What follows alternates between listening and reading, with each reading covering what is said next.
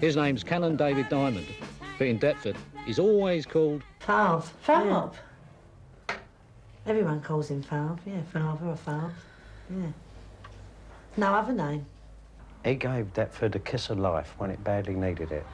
Because after that terrible fire, when she saw 13 young people killed, it must have been awful for her.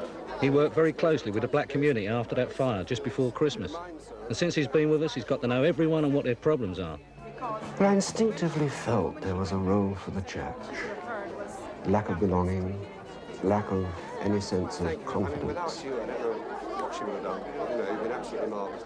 But unhappily, the church was rather alienated when I came here from the community. A very, very, very tiny congregation worshipped in the church, not necessarily from Deptford, and it was in a frightful state of disrepair. And yet I had a belief that somehow I felt that God was saying the church can do it, to find the little pulses in the community. So frequently we would, of course, visit, and then we would go to the various pubs in Deptford. And don't worry about drinking, because he can out-drink you. I think he does a bit of homework, you know, on his own, like to know how good he is, but he's a good old boy. I can't remember, it was about 10 years ago now, but it was after a meeting where we were concerned about what was happening to Deptford, that we planned a festival. Spontaneous collections happened, and they raised enough money that first year to send 20 coachloads of old people from the old people's blocks down to Southend for the day. I've never known anyone work as hard as Falv. Knees up like the one in the crypt. Just want people to forget their problems for a while.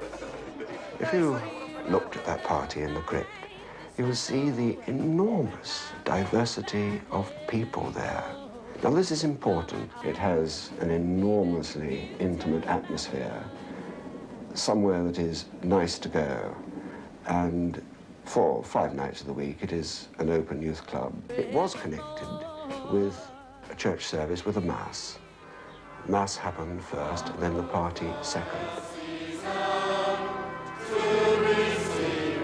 And for too long, we divided our church life from our community life. They came to church to consecrate the party, and it was a great thing to do.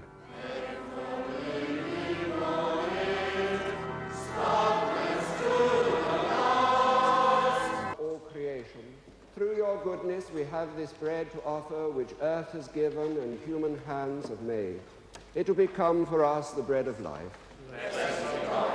Blessed are you, Lord God of all creation. Through your goodness we have this wine to offer, fruit of the vine and work of human hands. It will become our spiritual drink.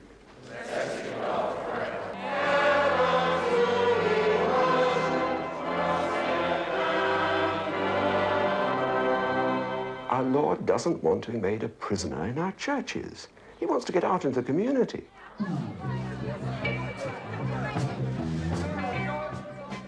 We release the crypt every Friday night to a group of black youngsters, many of whom actually come to church, so they can enjoy themselves in their own way. They have a reggae night, which begins about 11 o'clock and goes right through to the early hours, which is the time they like their parties. 2 of these boys, choir boys once, got nicked for nicking a car. There wasn't no more than 12. And the local police called Father Diamond in. They went, "We've caught 2 of your boys. They won't be at communion tonight because we've caught them nicking a car." The first thing Father Diamond shouted out was, "It couldn't have been them. They couldn't have reached the pedals." You know, lovely. He should have been a brief. He'd have made these judges shrivel. I try to involve myself in all aspects of community life, and sometimes this does take me into the world of the recidivists, that is, those who one feels will probably be involved in the life of crime, you know, for the rest of their lives. It's very sad, but I feel that as the representative figure of the church, it is my duty to be involved. He half knows what you're doing, and like, he helps you, you know what I mean? He does help you, like, he will talk to you, you know what I mean, about it and that. And like, he will try and get you, like, to drop it out. Do you know what I mean? In no way am I saying that I condone what they do, but I think I would keep it in perspective that there's an awful lot of good in these young people, and my job is to try and help bring out the good in these young people. Has the rectory ever been broken into? Oh, many times. In fact, I think the police told me that it was broken into 36 times during my first 6 months here.